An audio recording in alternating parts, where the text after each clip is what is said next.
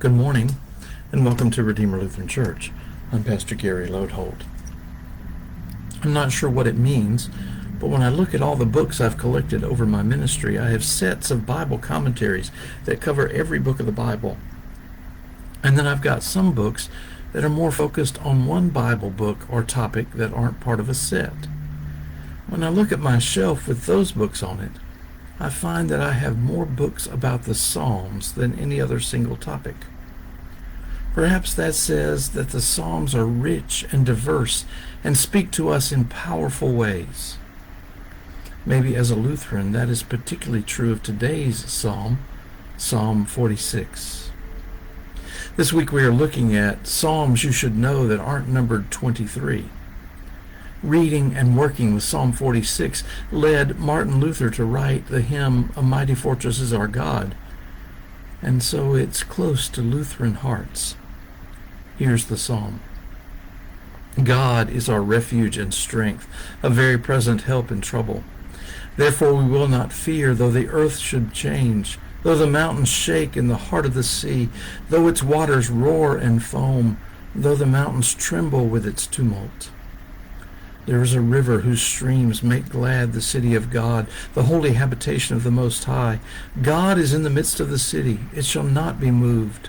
God will help it when morning dawns. The nations are in an uproar. The kingdoms totter. He utters his voice. The earth melts. The Lord of hosts is with us. The God of Jacob is our refuge. Come, behold the works of the Lord. See what desolation he has brought on the earth.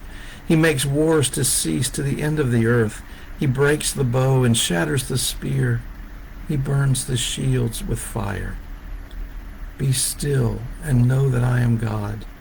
I am exalted among the nations. I am exalted in the earth. The Lord of hosts is with us. The God of Jacob is our refuge. This psalm leads us to ask questions of ourselves and our world. What does it mean for God to be a refuge? I think it has a lot to say about God being our safety and security, and that we shouldn't rely so heavily on our own security and instead have trust and dependency on God.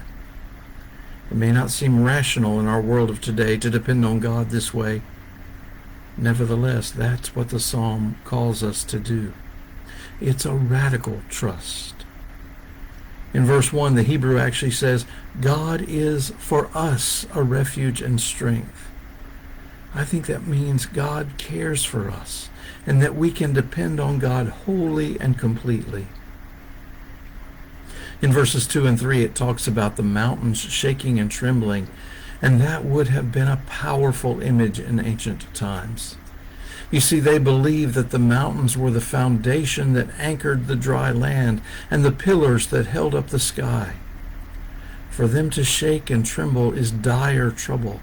It's doomsday. What the psalm is saying is that even when the very structure of the universe is falling apart, God is still reliable. In the face of it all, we will not fear. We will not imagine the worst instead of trusting in God. What a powerful affirmation of faith. Finally, we have the well-known verses at the end of the psalm, but here too they mean more than we might imagine. We so often think of peace as the absence of conflict, but the psalm speaks of God waging peace. God is actively causing peace and unity and harmony and wholeness among us. And that part about be still is not a call to quiet meditation, but rather a command to quit all our efforts at self-dependence and rely on God instead. A mighty fortress is our God. We like the hymn. Maybe we should live the psalm. Thanks for watching, and remember to let this day belong to God.